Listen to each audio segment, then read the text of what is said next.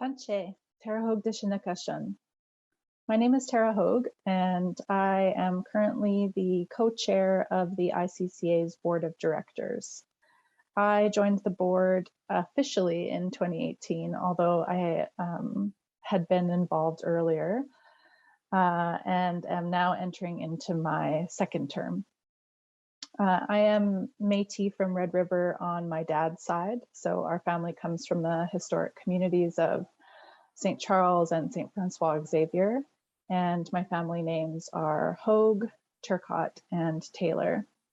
I'm also of settler descent on my mother's side. Her family immigrated to Canada from the Netherlands when she was a teenager, and my folks ended up in Alberta, which is where I was raised on the border between Treaty 6 and 7 territories. I am currently living in Treaty 6 territory and the homeland of the Métis in Saskatoon, and I'm working as the curator of Indigenous art at Rémy Modern. So I've been here for just over a year now. And previously I lived in Vancouver in unceded Musqueam, Squamish, and Tsleil-Waututh territories for more than 13 years. In Vancouver, I did my MA in curatorial studies at UBC and curated independently, as well as working with artist-run centers, university art galleries, and museums. So the last position I held before moving was at the Vancouver Art Gallery as the Senior Curatorial Fellow of Indigenous Art.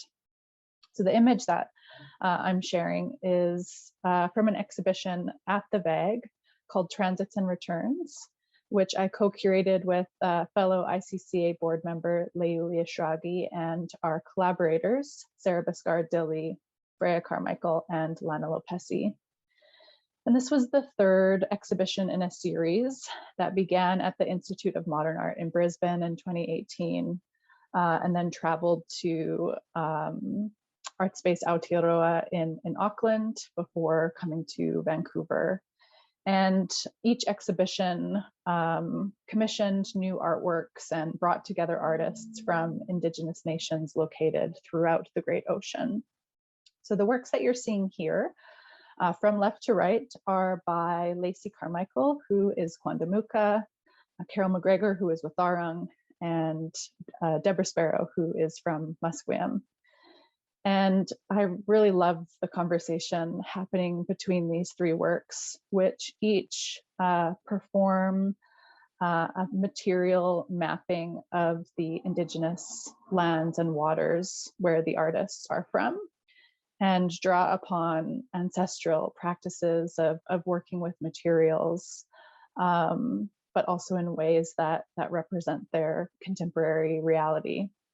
So it was a great privilege to work on this show that brought together so many artists from the Great Ocean and was really grounded in the Indigenous territories and knowledges of the local First Nations artists like Deborah that we worked with.